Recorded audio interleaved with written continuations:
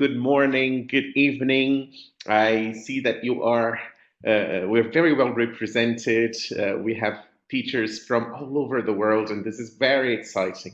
I've got huge butterflies in my stomach, and I hope you enjoy our time together. So feel free to ask questions and write comments. I will try to keep an eye on the chat box and see what you are sharing with us. I'll try to participate as much as I can in the chat box as well, okay?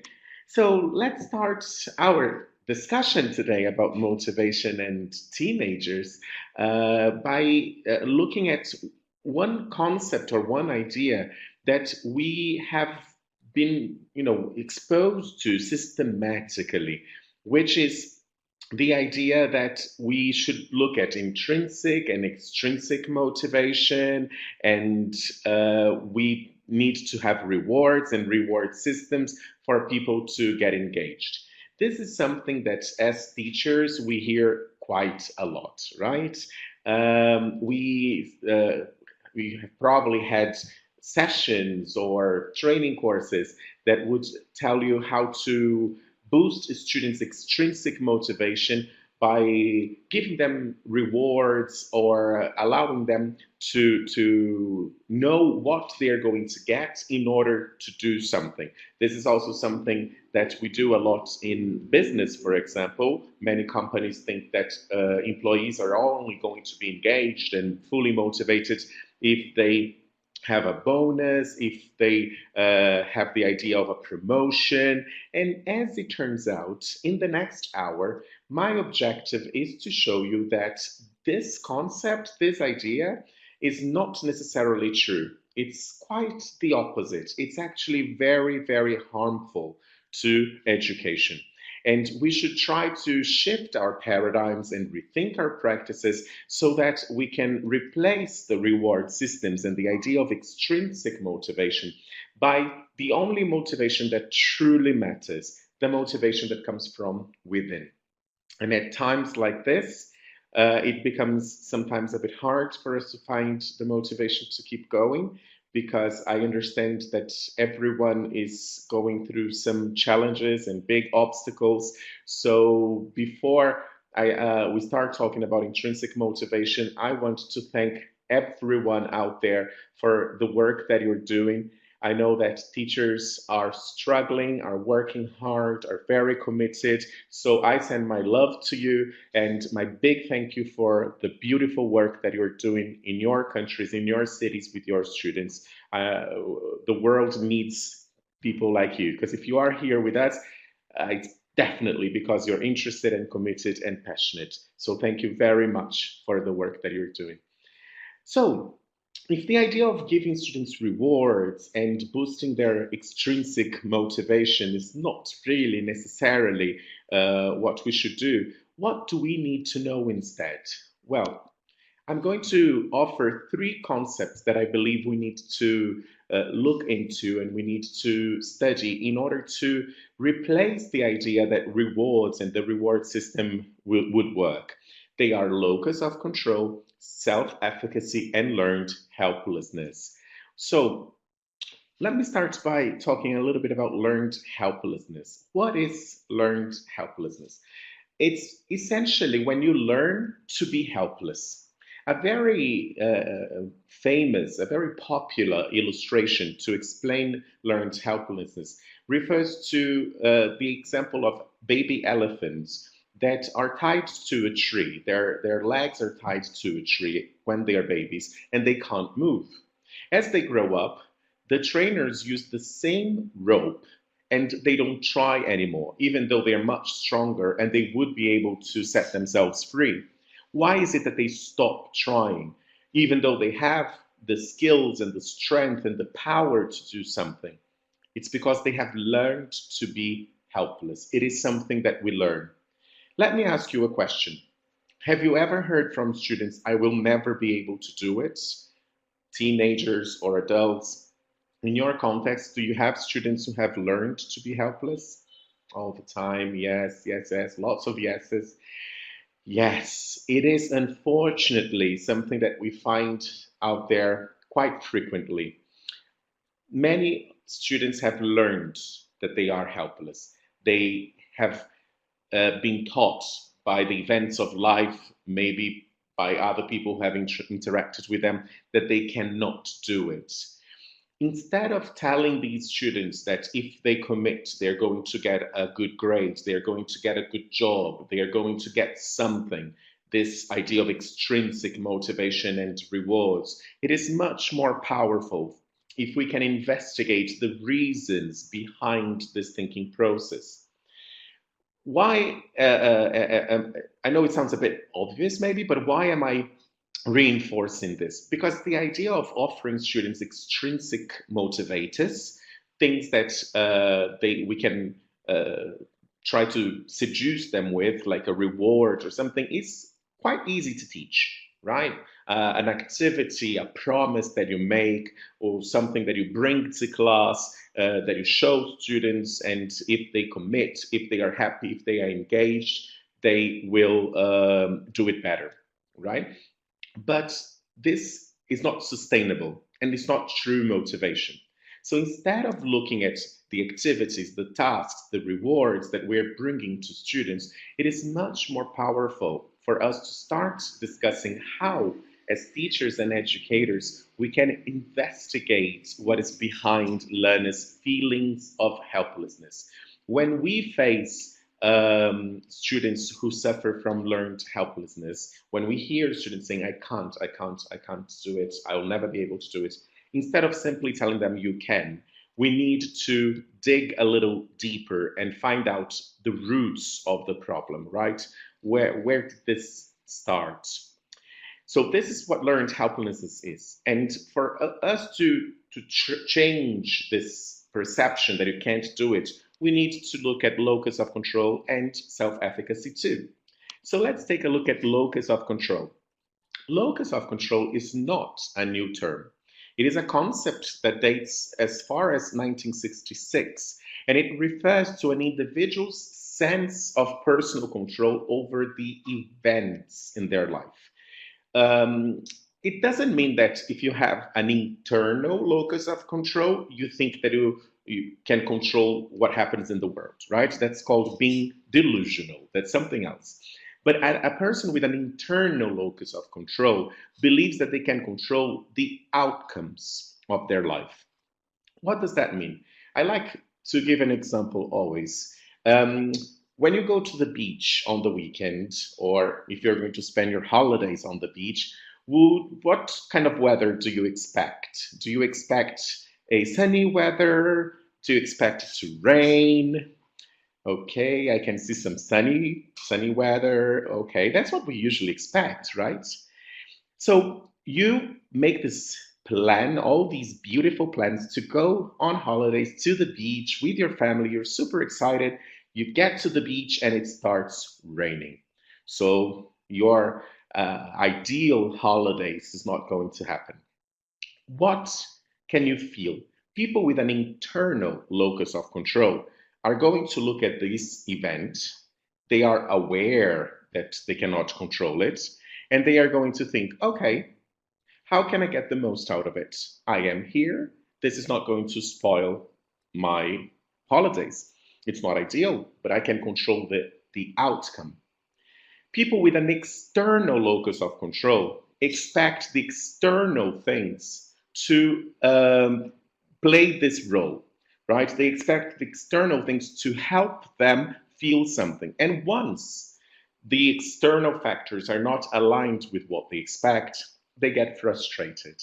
So somebody with an external locus of control will feel that the weekend, the holiday, whatever it is, has been destroyed, has been fully spoiled. They're not going to have fun. This can be translated into teaching. If we look at some students who think, I will never be able to learn because I'm too shy, because I don't have this, because the teacher, whatever, because the book, this and that. So people who outsource the responsibility for the challenges and the obstacles that life will naturally place in along the way, they usually have an external locus of control. they find it very difficult to understand that they can control the outcomes. They may not be able to control the event itself, but they can control the outcomes. So if you have an internal locus of control, you understand that it's your hard work and your skills that will shape your experiences. I am not saying that people are born with the same privileges, right? Depending on where you're born and what you have access to, it will be easier or harder for you to get somewhere, to achieve certain things. It's a fact of life.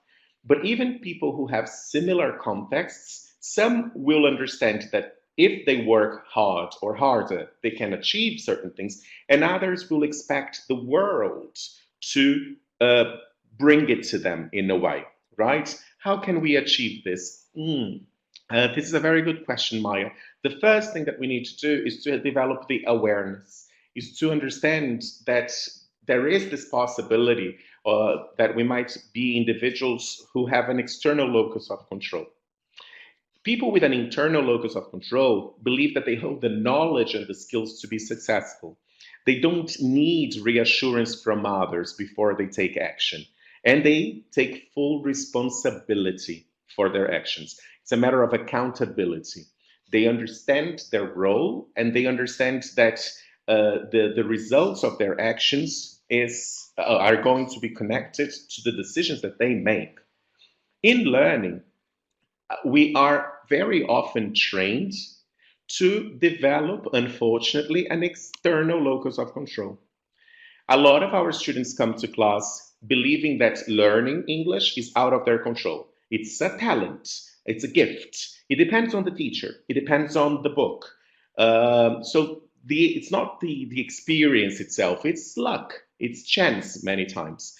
They're not so sure about their skills or about their knowledge. And they need reassurance all the time before they take action. They don't have the confidence, right? And because of this, they are very easily influenced by other factors.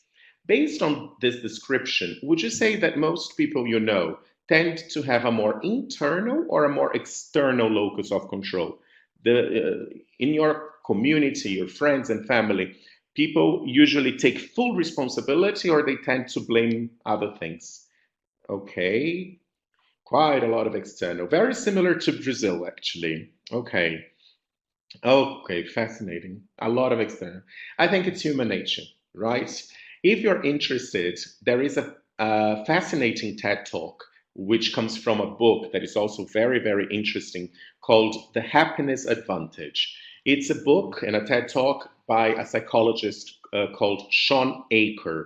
Sean Aker, in The Happiness Advantage, talks about how our society is built to make us condition motivation and happiness to external factors. So in his book and his work, he explains that we're educated and we are brought up to believe that we can be happy, we can be motivated, as long as something happens. And people who manage to change this perspective, in other words, people who develop an internal locus of control, have more success. They have an advantage in life because they don't outsource the responsibility for their feelings.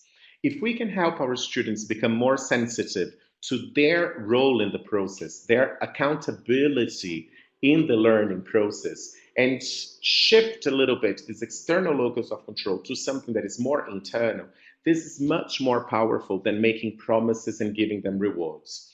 They need to be empowered to understand their role in the process of learning and developing. So if I have an internal locus of control, I have some type of benefit, right? Eleonora is asking if it's a matter of temper or upbringing. It's really a matter of awareness and the opportunities in life that you've had to get to know yourself. It's very related to self-awareness and awareness of your surroundings too. People who have an internal locus of control can also have external locus of control on certain occasions. You can have a very internal locus of control for your career, for example. You feel responsible, you know what you can do, but when it comes to love, You have an external locus of control. You think that life has not brought the person that you need, the person that you love to you yet. So we need to help our students investigate their locus of control, right? And when they become more empowered, what else can we do, or how can we get them to be very empowered? We can help them by developing self-efficacy. Self-efficacy is how efficient, how able, how powerful you think you are to do certain things. There are 4 suggestions here on the slide. You don't necessarily need to agree with all of them. They are 4 ideas of what we can do as teachers to help our students develop self-efficacy. The first one is a bit obvious, but sometimes we forget. It's to help them with performance outcomes. What do I mean by that? Basically, the type of experience that you have can influence your ability to perform similar tests. If you have positive experiences, you feel empowered, you feel that you can. If you have negative experiences, you lose motivation, you lose trust that you can do something. Let's think a little bit about our programs. I don't know about where you work, but here in Brazil, in São Paulo, a lot of schools have condensed content, a lot to do in the number of hours. And teachers have to bring new material and new content and new language every class. And sometimes students don't really have the opportunity to revisit what they already know. They don't have the chance to consolidate what they know, to simply boost that confidence. One thing that we can do when we are designing our classes is to create opportunities for success. Provide students with tasks and activities that we know they will excel in, we know they can cope with.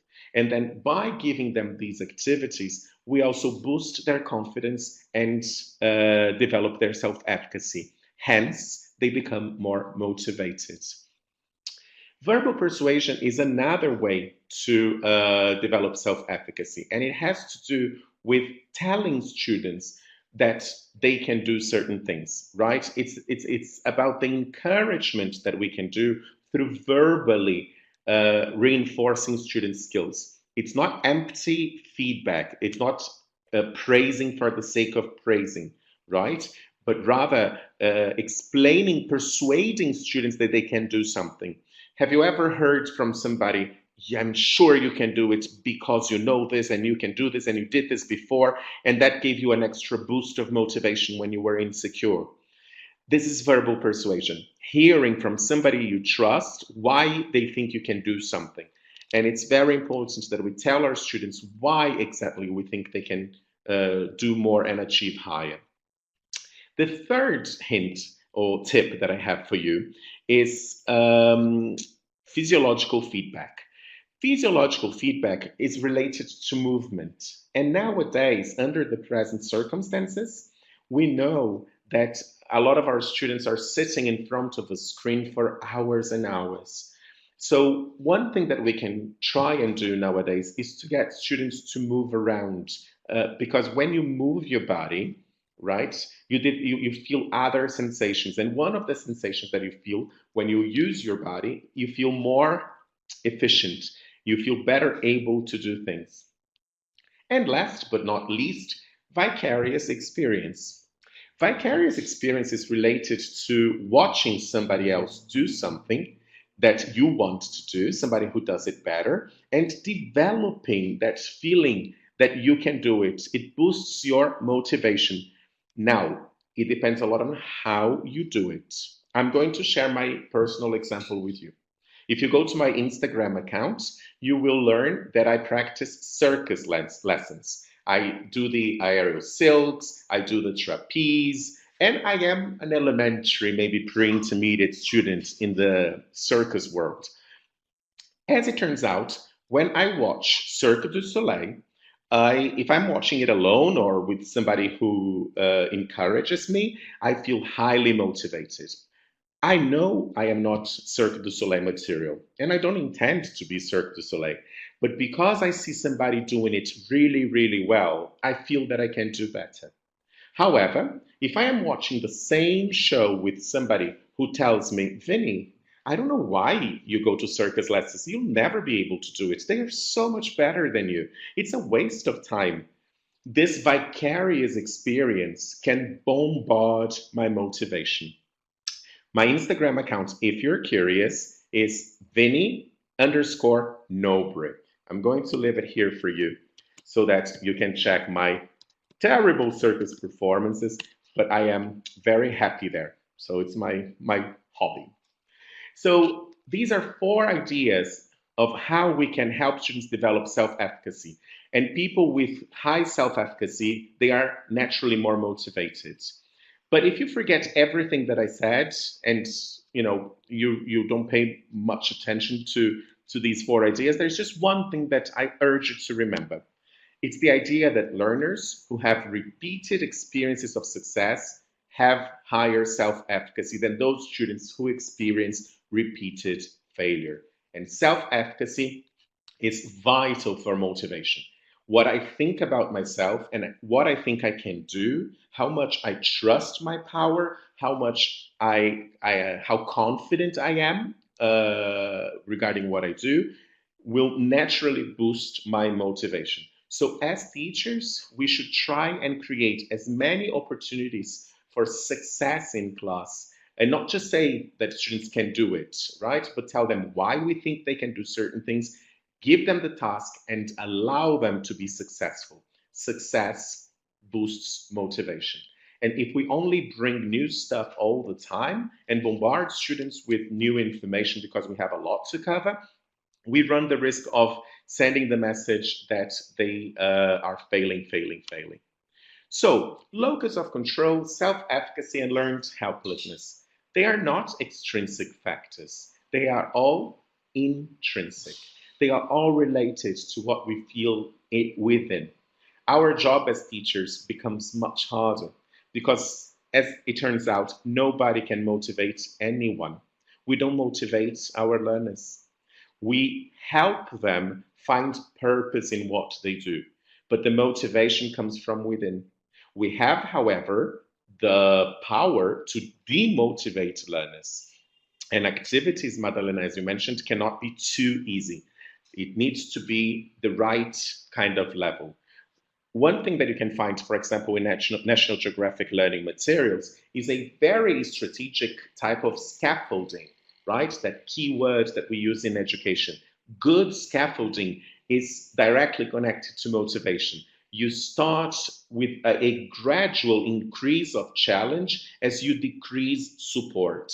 Increase the challenge, decrease support, with a series of activities that will become more and more challenging with less and less support. So I start with something that is very doable, and you find this in the material that National Geographic Learning writes and publishes. You'll find this. You start with an activity that is doable, that is possible, that has some challenge and a lot of support.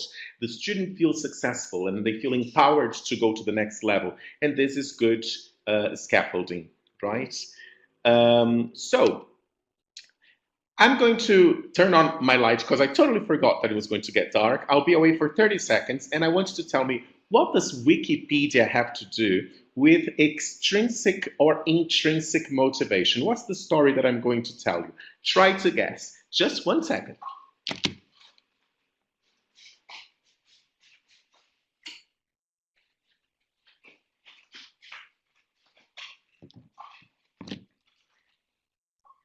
Okay, so Wikipedia, what was the question again? I'm sorry. I asked, what is the connection between Wikipedia and motivation, intrinsic or extrinsic? Antonio says that Wikipedia is collective, it's a live compilation of knowledge. Knowledge is not free, okay. All right. Well, let me tell you a quick story about Wikipedia, and I totally forgot that it was going to get dark in Brazil. I'm going to get my lights on for you so that you can see my face. I'm turning on all the lights that I have at home. I'm sorry about that, technical issues. Let me tell you a quick story about Wikipedia. Are you familiar with Encarta? Do you remember Encarta Encyclopedia? Encarta, yes. Well, when Encarta was going digital, they were going to create CD-ROMs. Somebody went to their office and said, Encarta, listen, you have new competition. It's a website and it's for free. It's called Wikipedia.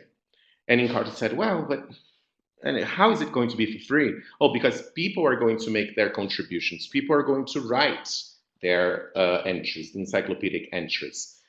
And Encarta was not concerned. They were not worried at all. Do you know why? Because they said nobody is going to work for free. Encarta underestimated the power of intrinsic motivation. They thought that people would only produce the entries for the encyclopedia if they received money. However, as you probably know, Wikipedia is right out there. I'm not saying Wikipedia is academically sound. I'm not selling. What I'm talking about is that the motivation that comes from the people who write for Wikipedia is from within. They're not doing this for the money. They're doing it to help. They're doing it because they're bored. They're doing it because they love a topic. I don't know if anybody has ever written or made a contribution to Wikipedia.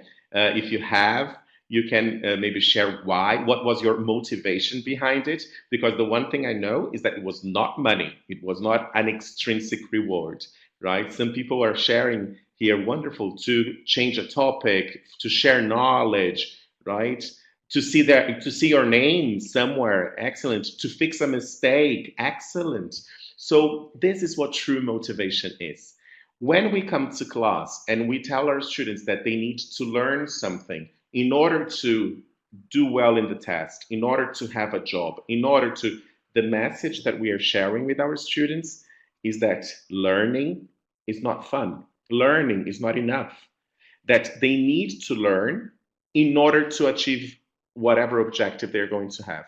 When in fact, learning in itself should be enough to motivate us.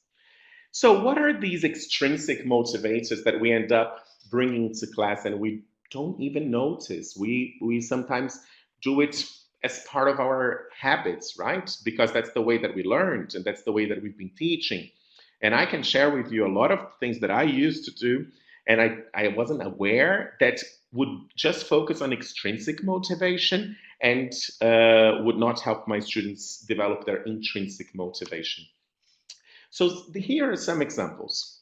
The first one is sticker charts and apps to award points for students' behavior and commitment and participation. This is almost like bribery. Actually, there is an interesting article that compares these activities to educational bribery.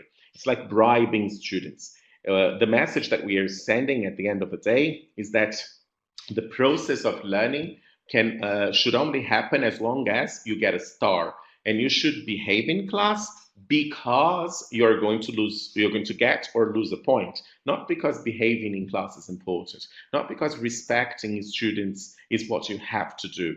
And here, mea culpa, I'm going to share what I used to do as a teacher. I would walk into the classroom with a box of chocolates. I don't know if you've ever done anything similar. And then I would tell my students, my teenagers, all right, everyone, if you behave and if you speak English throughout the class and if you respect your colleagues, at the end of the lesson, I'm going to give you a piece of chocolate. And during the lesson, whenever they misbehaved or spoke Portuguese and stopped speaking English, I would point to the chocolate box and they would change their behavior and I would live under the illusion that it was working. Why am I saying it's an illusion? Because that's not true motivation. They are doing it for the chocolate, not because they believe it. When you are truly motivated, you find a purpose in what you're doing that comes from within. My students need to understand that respecting each other is part of being a better human being. They shouldn't do it because of the chocolate that they're going to get. And for many years, I used my chocolate because I thought it was easy, because I thought it worked. And it did work.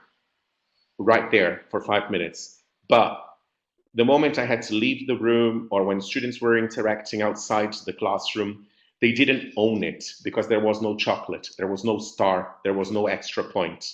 So they would bully each other, and all my good intentions would go down the drain. Using compliments and praising, as Madalena is asking, and little gifts. This I'm going to share an experiment with you. This can be a real issue if you're using it conditioned to the activity and the behavior. If it's a condition, if it's a natural consequence, it's different, and I'm going to show you how. If students get a compliment because it's genuine praising, and they do things because they believe in what they are doing, and they get that compliment, that praise, that's natural, that's okay. But if they are conditioned to doing things because of the praising, they are not doing it for the activity itself. And when we threat students or when we make long-term promises, we are again reinforcing the idea that the learning process is not fun, that learning is not enough. And behaving and participating and cooperating, these are things that they have to do in order to please somebody else or not to lose some points or whatever it is. It's much more complex to work, and that's why motivation is so complex, because we have been trying to simplify motivation. We have been trying to make it much simpler than it really is. And I don't know about your context, but most people I know are usually demotivated. They don't really love their jobs. They don't really, feel excited about many things. They only do things because they study to get a car. They work to get the money. They do this too. There's always a condition. And as I mentioned, long-term promises, Maya, it can motivate them. It can be something that motivates them as long as it's attached to their purpose in the learning process as well. If we say, for example, to a teenager, well, you have to study English because when you finish your English studies, you're going to speak English and you're going to get a job and you're going to be able to travel.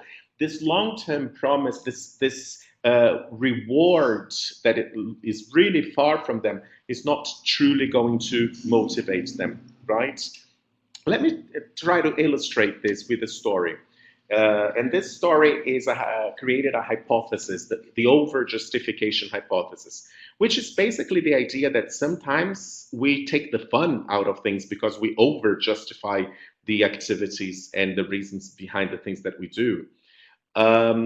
Basically, researchers got 51 preschoolers that enjoyed drawing. The only requirement, actually, there were two requirements. They needed to be preschoolers and they needed to like drawing. And they allocated these preschoolers into three groups. The first group started drawing and kept drawing the whole year with nothing. The teacher would say, who wants to draw? Yeah, I want to draw. And they would draw and they would have fun. And that was it, the whole year.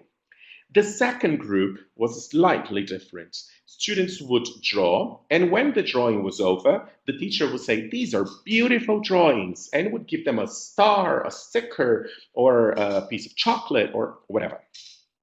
The third group, however, started off differently. The teacher would walk into the room and would say, who wants to get some chocolate? I've got some chocolate for you. And then the students would say, yeah, we love chocolate, we love chocolate.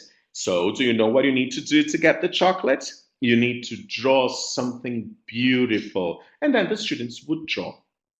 After a whole cycle, the researchers went back to see what had happened.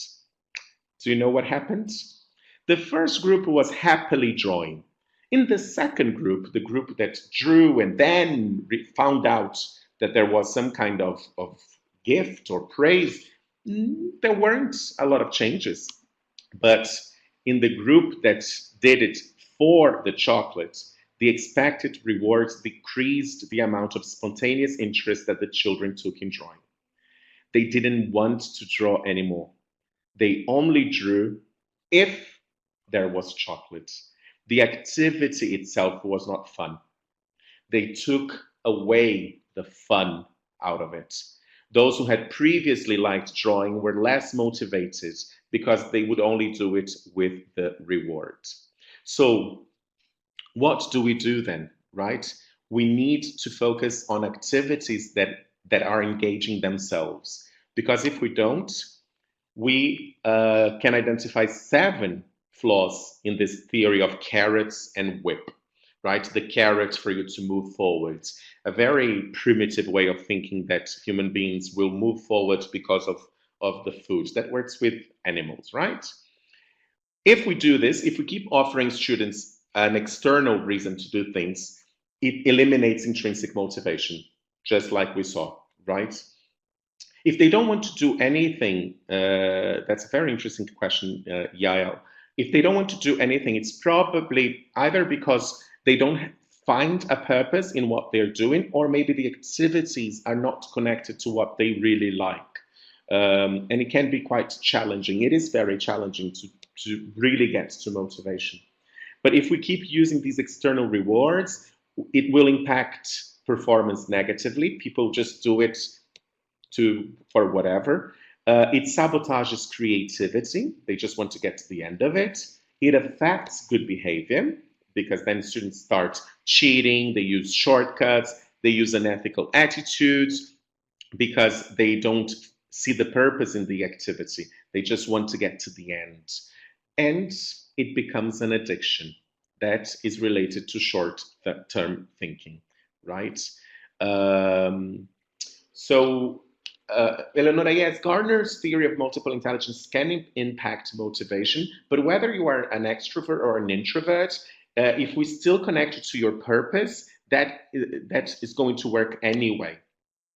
So what is, trying to answer some of the questions, what is it that we can do?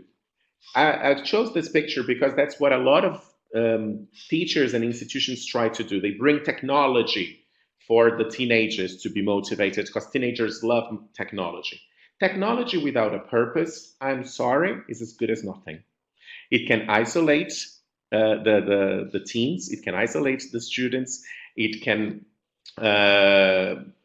become extremely boring and then very frustrating because the expectations will be high and then the final outcome will be very negative. And if we keep trying to compensate for everything, we are also going to go crazy. So one rule of thumb that I suggest you use is the maxim. When you tell teenagers and you tell them very, very openly in a very transparent way, listen, sometimes you have to do what you have to do so that you can do what you want to do. So we need to engage them in activities that are fun, that are purposeful, that are connected to a purpose. They need to feel that they are doing something better, but sometimes they just have to do it.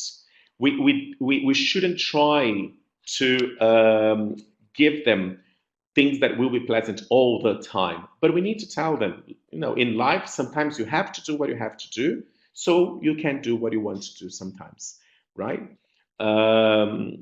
So it's just be careful now not to try and find easy fixes. There are a lot of promises out there.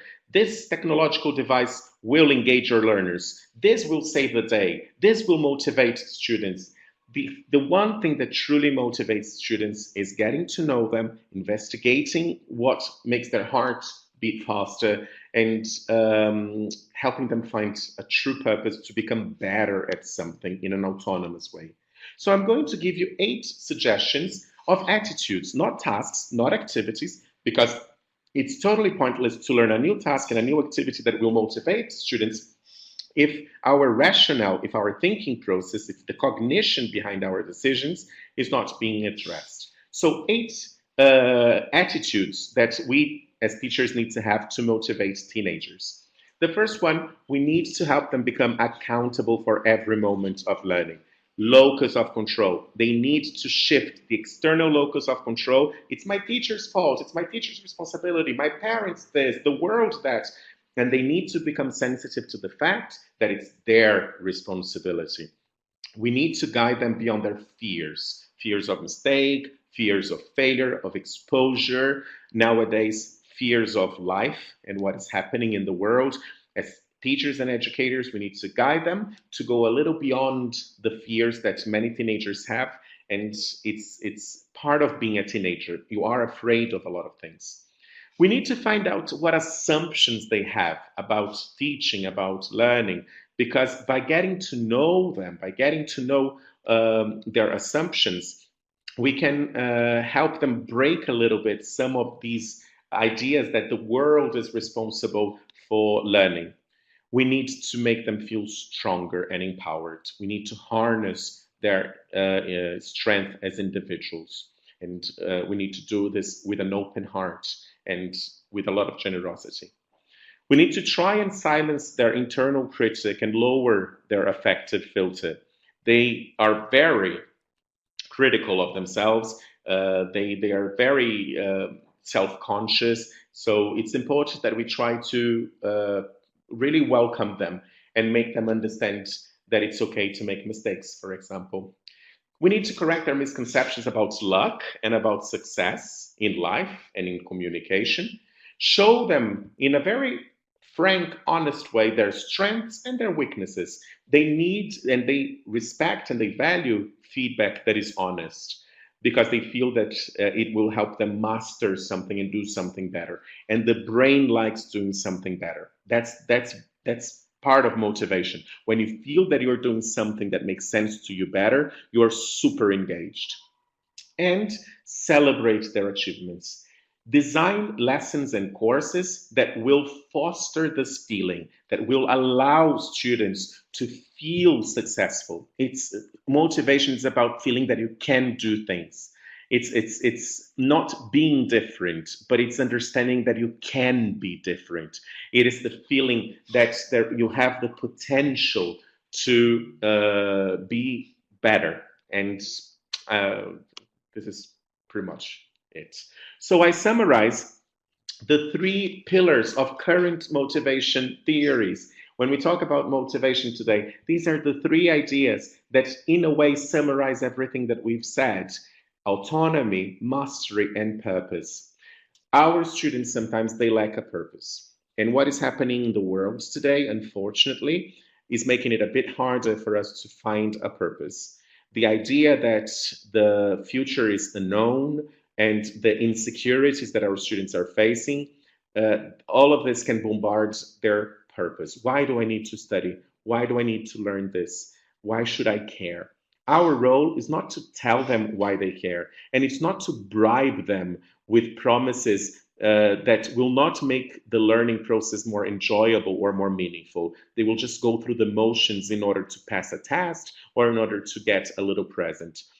Our role, and it's a much harder role, is to help them find their purpose in existing, their purpose in learning a language. And the moment they feel that they are mastering it, and the moment they feel that they are getting better at something that is connected to their purpose in an autonomous way, this can boost their motivation tremendously. And we can do this with projects that are not technological necessarily, but projects that will help students feel that something that they've always wanted, something that they aspire to do, can be achieved and can be done through the help of the teacher. The teacher has this role of inspiring the students. And I have a little video here that I love. I hope you haven't seen it. Emily is going to share the link. If for whatever reason the video is not running, you can click on the link and watch it on YouTube, okay? But it's a video that I believe summarizes the idea of purpose, mastery, and autonomy to boost motivation in learners. I hope you like it, and I'll be back, okay?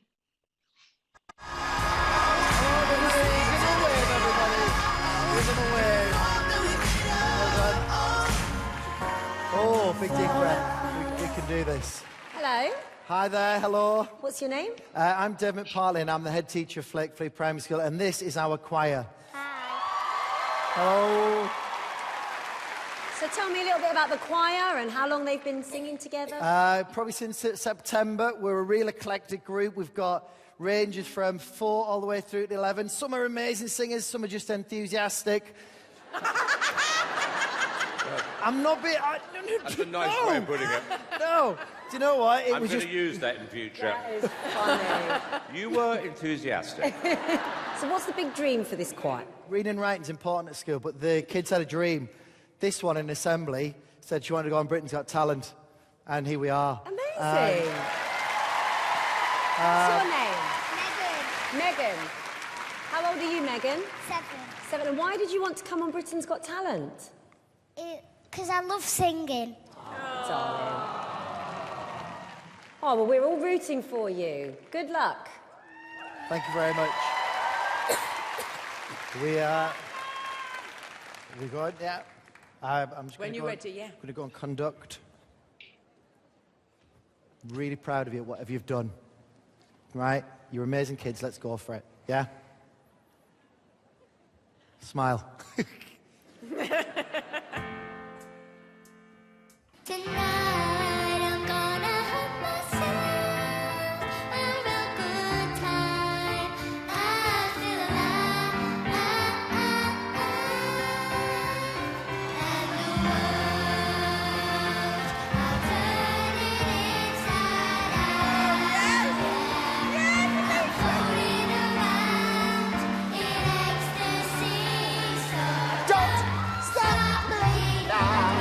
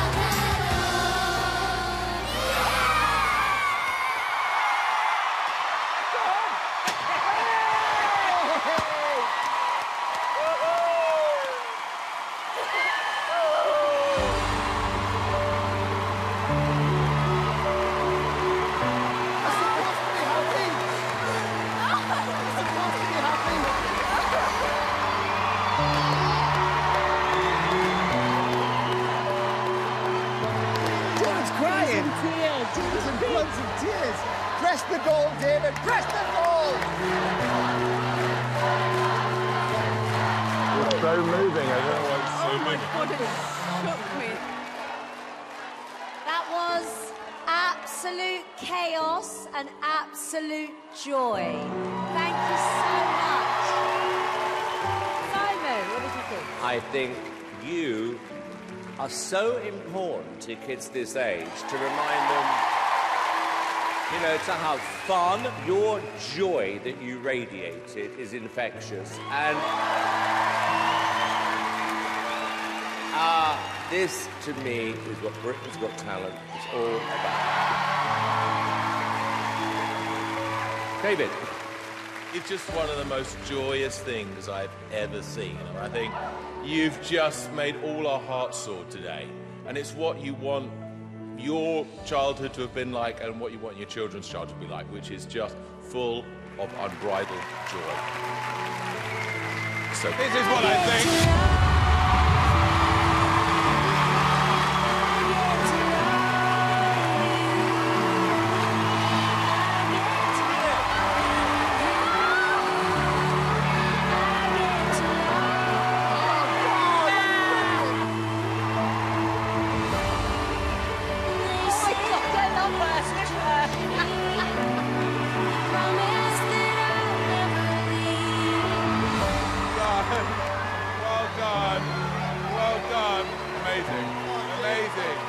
Enjoy your moment. You're a great teacher. You're a great teacher. You're a great, great teacher. You're a great teacher. I want this sentence to echo in your hearts. You're a great teacher. He teaches children, and there are some pre-teens there, but the message that I'm trying to send to you is not that we should do exactly what he did, but rather we need to understand what our students want to do, what really makes them happy, and the purpose that they find in learning, and help them become better at this and become autonomous in this process. Emily, can you help me with the video to go back to the slides? So purpose, autonomy, and mastery, because true motivation doesn't really come from the knowledge that you have. I am so sorry. I like to use Jung's quote to express what we saw in the video and what I think true motivation is. Motivation is about getting students to look back with appreciation to the brilliant teachers, but with gratitude to those who touch our human feelings. We want our students to be grateful, not just appreciate the work that we do.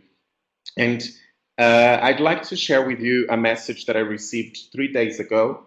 During these times, I have been very sensitive. It's been tough to be in isolation and to be away from the people that I love and not to be able to hug the teachers I work with and look at them in the eyes. And I'm pretty sure you must feel the same way about your students as well, your teenagers and your children and a part of your family too. So I'd like to share a message that really warmed my heart. That I received from a student when he was a teenager. He was my student. Now he's a man, he's grown up, he's 24, 25, but he was my student when he was 14, 15. And he wrote to me, Vinny, I have great gratitude for when you were my teacher and I was your student. I learned a lot from you. Today I'm a little rusty in the English language, but what I still remember, I owe to your lessons. But I also remember that you didn't simply teach a foreign language, but you taught us about ethics and how to respect the others. I really admire today how you never accepted any kind of bullying in the classroom, and I carry it with me beyond those lessons.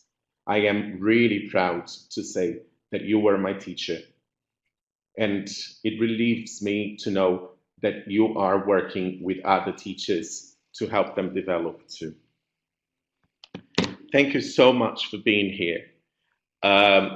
If we can get some students out there to be grateful for the lessons that we teach that go beyond the language, to help them find a purpose in what they do and help them become better in the English language, to become closer to their dreams and their purposes with no judgment, but just the idea of being better human beings for a better world, I think we will have accomplished our mission.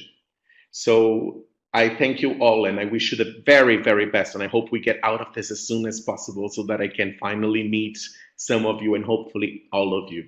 Thank you very much.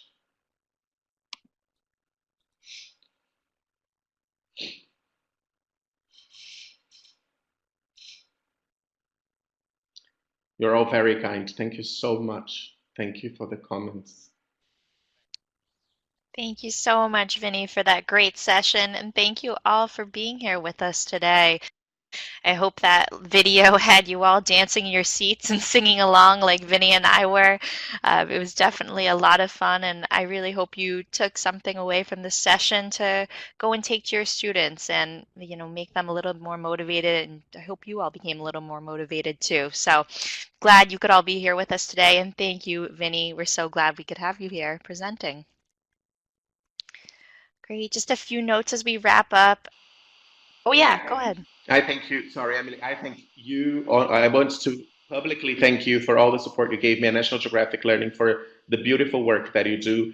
Thank you so much. And all the teachers out there, if you see me on Instagram, please come and say hi. I Be would sure love to stay in follow touch. Vinny on Instagram. Right on the screen, you see, I don't know, Vinny, if you want to talk about it a little bit, the Instagram account on the screen, the Troika.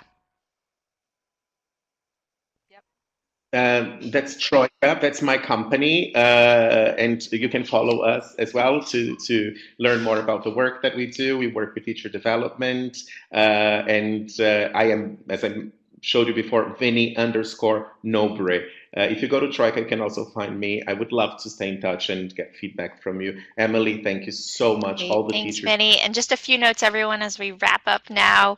We will be sending you the certificate. You'll get the slides and you can watch the recording. We'll send those all along to you in about 5 business days. Just stay tuned for those. They'll be emailed to you. And then we also do post them on our webinar site, which is a full archive of the previous recordings. So if you haven't checked that out, definitely be sure to. You can sort by speaker, topic, a lot of different features there. So we'd love for you to check out the site, and we hope you can join us again soon. We have several more upcoming sessions.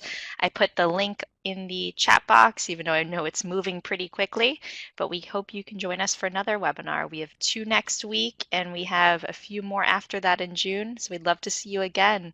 It's a pleasure being with you all. You'll all be redirected to a feedback survey. We'd love to hear what you thought. Please let us know, and let us know about any topics you'd like to hear more of in the future. But I wish everyone a great rest of your day, whether it's afternoon or evening, or I know it's early morning for some. I saw someone here from Japan where it's 4 a.m. right now. So you're incredibly dedicated, and we're so glad you can all be here.